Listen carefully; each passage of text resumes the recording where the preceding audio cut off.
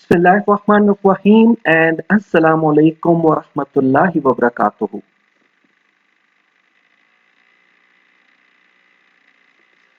Okay welcome to Quran class. आज की Quran class में हम सबक नंबर 61 यानी 61 पढ़ेंगे और ये है बाब चहारम यानी चौथे बाब में से ये सबक है और इस बाब का नाम है आदम और इब्लीस और इसमें हम इंसान और शैतान के बारे में और जो कहानियां अल्लाह रब्बुल इज़्ज़त ने हमें सुनाई हैं पुराने लोगों की, पुराने इंसानों की, वो हम पढ़ा करते हैं इस बाब में। और आज हम इसका हिस्सा नंबर 11 पढ़ेंगे, लेकिन हमेशा की तरह और सबसे पहले अल्लाह का नाम और दुआ, और ये आपने मेरे साथ पढ़ना होता है। शुरू करते हैं। बिस्मिल्लाहिर्रहमानिर्रहीम। रब ज़िदनी इल्मा, ए मेरे रब मेरे इल्म में इजाफा फरमा। आमीन या रब्बल आलमीन। हमारा प्लान है इंशाअल्लाह आज हम बन के रहने वालों यानी मदियन के लोगों की कहानी पढ़ेंगे, जिन्हें इनके इलाके में एक बहुत बड़े और पुराने दरख्त के नाम से असहाबुल ऐका भी कहा जाता था। ये लोग भी शैतान के साथी बन गए थे और शिर्क करने लगे थे, और इसके अलावा ये वो पहले लोग थे जिनमें दुनियावी माल का लालच पैदा हुआ था। ये नाप तोल में कमी करने लगे थे और माल की मोहब्बत से इनमें चोरी और राहजनी भी आम हो गई थी। राहजनी मतलब डाका डालना, चीजों लोगों से पैसे छीनना।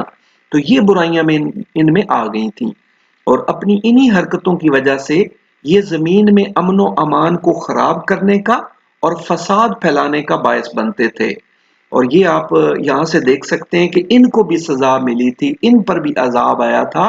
तो यहीं से समझ लीजिए कि चोरी, राहजनी, नापतोल में कमी, ये भी मुल्क में यानी जमीन में फसाद फैलाने वाले काम हैं, और अल्लाह रब्बुल इज़्ज़त इनको सख्त नापसंद फरमाता है इन कामों को। तो ये भी कबीरा गुनाहों में से हैं, बड़े गुनाहों में से हैं, इसीलिए इनको सजा दी गई थी। तो फिर क्या हुआ? अल्लाह सुब्हानहू व तआला ने इनकी तरफ इनके भाई हजरत शुएब अलैहिस्सलाम को भेजा, मगर एक बार फिर आदम पर इब्लीस भारी पड़ा और इन लोगों ने अल्लाह ताला के पैगंबर की बात नहीं मानी और शैतान का साथ दिया। तो फिर इनके साथ क्या हुआ ये हम आगे देखेंगे। नेक्स्ट पेज पे चलते हैं और यहां से पढ़ेंगे। हजरत शुएब अलैहिस्सलाम भी इन्हीं लोगों में से थे, यानी वो उनके अपने ही लोगों में से थे, वो भी मदियन वाले थे और एक मुअज़्ज़ज़ और ताकतवर खानदान से तल्लुक़ रखते थे। लेकिन वो अल्लाह ताला के नेक और मुखलस बंदे थे और अपनी कौम के लोगों की बुराइयों को बुरा ही समझते थे। फिर जब अल्लाह ताला की तरफ से इन्हें हुक्म मिला तो उन्होंने अपनी कौम से कहा कि ए कौम, अल्लाह ताला ही की इबादत करो, इसके सिवा तुम्हारा कोई माबूद नहीं, और नाप तोल में कमी न किया करो और लोगों को चीजें कम न दिया करो।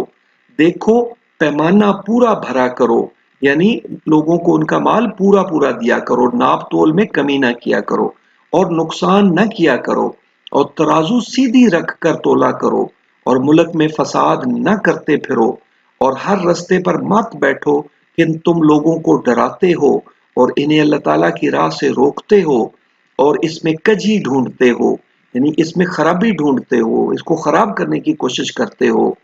शुएब अलैहिस्सलाम ने कहा कि ए कौम, उस वक़्त को याद करो जब तुम थोड़े से थे तो अल्लाह ताला ने तुमको जमाते कसीर बना कर दिया, यानी तुम्हारी तादाद में इजाफा कर दिया, और मैं तुमको आसूदा हाल देखता हूँ, यानी तुम्हें अच्छे हाल में देखता हूँ, तुम खुशहाल हो।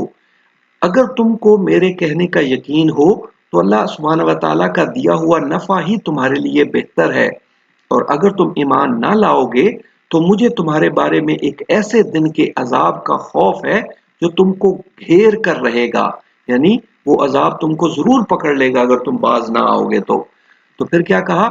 मैं तो तुम्हारा अमानतदार पैगंबर हूँ, तो अल्लाह ताला से डरो और मेरा कहा मानो, और मैं इस काम का तुमसे कुछ सिला नहीं मांगता, मेरा बदला तो अल्लाह रब्बुल आलमीन के जिम्मे है। और ये बात आप देखते हैं कि हर पैगंबर ने यही बात की थी। जो भी पैगंबर आते थे वो एक पैगंबर के बाद कई कई बहुत बहुत सालों के बाद आते थे, वो एक दूसरे से मिले भी नहीं होते थे, لیکن یہی بات وہ اللہ تعالیٰ کے حکم سے کہتے تھے۔ تو ایک ہی بات آپ کو نظر آئے گی کہ سارے پیغمبر ایک ہی بات کیا کرتے تھے۔ اس کے بعد مگر ان کی قوم نے، یعنی شعیب علیہ السلام کی قوم نے انہیں جھٹلایا اور کہنے لگے کہ تم تو جادو زدہ ہو، یعنی تم پر تو جادو ہوا ہے۔ یعنی انہوں نے بات نہیں مانی، الٹا مذاق کرتے تھے۔ پھر اب نیکسٹ پیج پہ چلتے ہیں، اور اس میں سب سے پہلے ہم سورۃ العنکبوت جو کہ 29 نمبر کی سورت ہے، اس کی آیت نمبر 36 پڑھیں گے۔ اور جب آپ قرآن پاک پڑھتے ہیں تو آپ دیکھیں گے کہ یہ جو واقعات ہیں پیغمبروں کے، یہ سورہ آراف میں بھی ہیں، اور جو ہے سورہ ہود میں بھی ہیں، اور پہلے ہم نے سورہ آراف اور سورہ ہود کی آیات شامل کی تھی۔ آج ہم سورہ عنکبوت کی آیت شامل کریں گے، وہ اس لیے یہ بتانے کے لیے کہ یہ واقعات اور بھی کئی جگہوں پر ہیں، اور مختصر تھوڑے تھوڑے واقعات، یعنی ان کی پوری کہانی کا تھوڑا تھوڑا حصہ مختلف جگہوں پہ ہوتا ہے۔ یہی انداز ہے قرآن پاک کا، اور پوری کہانی کو سمجھنے کے لیے ہمیں ساری جگہوں سے جو ہے وہ آیات اکٹھی کرنی پڑتی ہیں، اور اس سبق میں تمام جگہوں سے، قرآن پاک کی تمام جگہوں سے آیات اکٹھی کر کے پورا پیغام شامل کیا گیا ہے الحمدللہ۔ تو قرآن پاک کی آیت پڑھنے سے پہلے ہمیشہ تعوذ اور تسمیہ، یعنی اعوذ باللہ من الشیطان الرجیم، بسم اللہ الرحمن الرحیم۔ وَإِلَىٰ مَدْيَنَ أَخَاهُمْ شُعَيْبًا، اور مدین کی طرف ان کے بھائی شعیب کو بھیجا۔ فَقَالَ يَا قَوْمِ اعْبُدُوا اللَّهَ، تو انہوں نے کہا اے قوم اللہ تعالیٰ کی عبادت کرو، وَارْجُوا الْيَوْمَ الْآخِرَ، اور پچھلے دن کے آنے کی امید رکھو، پچھلا دن یعنی قیامت کے دن کے آنے کی امید رکھو۔ وَلَا تَعْثُوا فِي الْأَرْضِ مُفْسِدِينَ، اور ملک میں فساد نہ مچاؤ۔ یہ کیا کس نے کہا تھا؟ حضرت شعیب علیہ السلام نے اپنی قوم سے یہ کہا تھا۔ تو یہ کہاں پہ ہے؟ سورہ عنکبوت کی آیت نمبر 36 میں۔ اب یہاں سے پڑھیں گے، تو ان کی قوم میں جو لوگ سردار اور بڑے آدمی تھے وہ کہنے لگے کہ شعیب، ہم تم کو اور جو لوگ تمہارے ساتھ ہیں ایمان لائے ہیں ان سب کو اپنے شہر سے نکال دیں گے۔ اب یہ دیکھو، یعنی بات سمجھنے کی بجائے، اچھی بات ماننے کی بجائے وہ کیا جواب دے رہے تھے کہ ہم آپ کو اپنے شہر سے نکال دیں گے۔ آپ کوئی نہیں بلکہ جو لوگ آپ کے ساتھ ایمان لائے ہیں، جن لوگوں نے آپ کی بات مانی، ان سب کو اپنے شہر سے نکال دیں گے، یا تم ہمارے مذہب میں آ جاؤ، یعنی یا تم بھی ہمارے ہی طریقے پر آ جاؤ، جو کام ہم کرتے ہیں تم بھی وہی کرنا شروع کر دو۔ شعیب علیہ السلام نے کہا خواہ ہم تمہارے دین سے بیزار ہی ہو تب بھی، یعنی یعنی تم ہم پر زبردستی کرو گے کہ جب ہم تمہاری بات نہیں ماننا چاہتے، یعنی ہم اس سے بیزار ہیں کہ تم جو ہے وہ غلطی کرو، گناہ کرو، ناپ تول میں کامی کرو، پھر بھی تم ایسا کرو گے۔ انہوں نے کہا شعیب، کیا تمہاری نماز تمہیں یہ سکھاتی ہے کہ جن کو ہمارے باپ دادا پوجتے آئے ہیں ہم ان کو ترک کر دیں؟ یعنی وہ بت اور وہ چیزیں جن کو ہمارے باپ دادا پوجتے آئے ہیں ان کو ہم چھوڑ دیں؟ ترک کر دیں مطلب چھوڑ دیں۔ اچھا یہی بات دیکھیں، یہ شرک والا معاملہ تھا کہ یہ لوگ بھی شرک کرتے تھے۔ پھر انہوں نے دوسری بات کیا کہی؟ یا ہم اپنے مال میں تصرف کرنا چاہیں، یعنی مال میں اضافہ کرنا چاہیں تو نہ کریں، تو تم تو بڑے نرم دل اور راست باز ہو۔ اچھا یہاں یہ دیکھیں، وہ کہہ رہے تھے کہ ہم تو اس طریقے سے ناپ تول میں کمی کر کے اپنے مال میں اضافہ کرتے ہیں۔ تو یہی بات شعیب علیہ السلام کہہ رہے تھے کہ اللہ تعالیٰ کا جو منافع دیا گیا ہے وہ اچھا ہے تمہارے لیے، یعنی مناسب منافع لیا کرو، چیزیں لوگوں کو کم تول کے مت دیا کرو، اس سے فساد پھیلتا ہے زمین میں، سارے لوگ خراب ہو جاتے ہیں، اس طرح نہ کیا کرو۔ لیکن وہ باز نہیں آ رہے تھے۔ انہوں نے کہا کہ شعیب، ہم دیکھتے ہیں کہ تم ہم میں کمزور بھی ہو، اور اگر تمہارے بھائی نہ ہوتے تو ہم تم کو سنسار کر دیتے۔ اب یہ دیکھو یہاں تک وہ پہنچ گئے تھے کہ اگر تمہارے بھائی نہ ہوتے، یعنی حضرت شعیب علیہ السلام جو تھے وہ ان کا خاندان ایک بڑا خاندان تھا، مضبوط خاندان تھا، اور اس سے لوگ ڈرتے تھے، ان کے خاندان سے ڈرتے تھے، اسی لیے حضرت شعیب علیہ السلام کو ہاتھ نہیں لگاتے تھے، ورنہ وہ کہتے تھے اگر تمہارے بھائی نہ ہوتے تو ہم تم کو سنسار کر دیتے۔ سنسار کرنے کا مطلب ہوتا ہے پتھر مار مار کے مارنا کسی کو نا، تو ہم تمہیں پتھر مارتے، اللہ تعالیٰ معاف فرمائے۔ تو اور تم ہم پر کسی طرح بھی غالب نہیں ہو، یعنی تم ہم سے بڑے نہیں ہو، ہم پر جو ہے وہ طاقتور نہیں ہو، تم غالب نہیں ہو۔ شعیب علیہ السلام نے کہا اے قوم، کیا میرے بھائی بندوں کا دباؤ تم پر اللہ تعالیٰ سے زیادہ ہے؟ یعنی ان کو یہ سمجھایا کہ تو کیا تم پاگل ہو، تمہیں عقل نہیں ہے؟ کہ تم اللہ سے ڈرتے ہو، اللہ تعالیٰ سے نہیں ڈرتے اور میرے بھائیوں سے ڈرتے ہو؟ میرے بھائی بندوں کا دباؤ تم پر اللہ تعالیٰ سے زیادہ ہے؟ میرا پروردگار تو تمہارے سب اعمال پر احاطہ کیے ہوئے ہے، یعنی تمہارے سب اعمال کو گھیرے ہوئے ہے۔ اے قوم، میری مخالفت تم سے کوئی ایسا کام نہ کرا دے کہ جیسی مصیبت نوح علیہ السلام کی قوم یا ہود علیہ السلام کی قوم یا صالح علیہ السلام کی قوم پر واقع ہوئی تھی، ویسی ہی مصیبت تم پر بھی واقع ہو۔ اور لوط علیہ السلام کی قوم کا زمانہ تو تم سے کچھ دور نہیں۔ حضرت لوط علیہ السلام کی قوم پر بھی عذاب آیا تھا، یہ بھی اللہ تعالیٰ کے پیغمبر تھے، اور ان کی قوم جو تھی وہ گندے اور برے کام کرتے تھے، بے حیائی والے کام کرتے تھے، اور ان کی قوم پر بھی ایک پتھروں والی بارش کی گئی تھی۔ تو ان کی قوم کے ساتھ بھی بڑا برا سلوک ہوا تھا، یعنی بہت سختی سے ان کو بھی مارا گیا تھا، اور وہ اسی کے حقدار تھے کہ وہ گندے اور برے کام کرتے تھے۔